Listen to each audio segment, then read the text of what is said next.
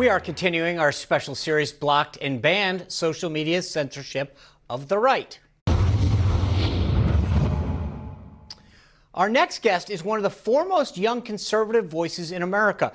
Last month, she sent a tweet, get this, encouraging the people of Michigan to stand up to the governor's shutdown orders and go to work. Apparently, @Gov Whitmer believes that she is a duly elected dictator of a socialist country. The people of Michigan need to stand up to her. Open your businesses. Go to work. The police think she's crazy too. They are not going to arrest 10 million people for going to work. Now, Twitter said that that tweet violated their COVID-19 misinformation policy. The tweet was deleted, and Candace had to serve what they call a timeout before her profile was back up and running. Joining us now, apparently out of her timeout, is Candace Owens, author of the book Blackout: How Black America Can Make Its Second Escape from the Democratic Plantation. Candace, welcome.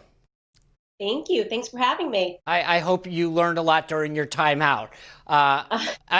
Did you wonder what the heck were they doing? I still don't understand what your tweet did about what misinformation it had regarding COVID-19. It did not even discuss COVID-19. It just discussed the tactics of the governor, who was formally abusing her powers and, ignoring the state legislature vote, and a call to action in the most peaceful way possible to say simply go to work. When you get to a point in your country where telling people to go to work is considered something that's dangerous or something that you're not allowed to say, we should really be talking about where we're at, where we are at in America, where they can censor your speech and remove you from your platform for saying something as basic as go to work. So obviously this wasn't the first time, right? I mean, how often does something like this happen to you? I would say I've been on Twitter. I have been in a suspension probably only 2 other times, and each time it was reversed. I think this time was really extraordinary because it wasn't reversed. And what was extraordinary about it is that we have seen in so many different instances where the left tells people to flat out avoid the orders that Trump says, to flat out hide people that are illegal immigrants, right? To ignore and to warn people that ICE people are coming, and all of that the ICE people are coming. And all of that is considered okay, and it's sanctioned on that platform. Antifa holds multiple handles, where they get to meet up and decide where they're going to riot. All of that is okay on that platform. But somebody saying go to work, Twitter making a decision that the governor is allowed to make rules, and we're going to stand by this governor's rules, and people are not allowed to protest, a peaceful protest, go to work. I wasn't saying assemble outside of the governor's mansion and go after her. I said go to work.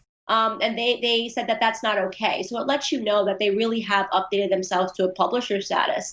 And it's a leftist publisher is what we're talking about on Twitter. Candace, besides being vocal about it, have you tried to take any recourse? I did not with Twitter. Actually, at the same time, it was a perfect storm where Facebook had censored me and had labeled what I had posted about COVID-19 to be fake news. And it wasn't fake news. It was me talking about the manner that they calculate deaths. And I dropped an article from a very well-respected epidemiologist who was saying that the death counts are completely bogus because they are counting people that die with COVID-19 in their system, even if they're asymptomatic. And that information was verified also by public health officials in multiple states, and they decided to take that information and to say that it was fake news. When I looked into it, they're independent fact checkers, which is what our president is talking about with these fact checkers. The fact checkers were 2 former CNN editors of 26 years who opened an LLC 1 year ago, and somehow Facebook allowed them to become their #1 independent fact checkers. So I lawyered up. And I am pursuing Facebook in court, not yet Twitter. Again, I think Facebook is actually a worse culprit than Twitter is in many ways, but you got to start somewhere, so I'm starting with Facebook.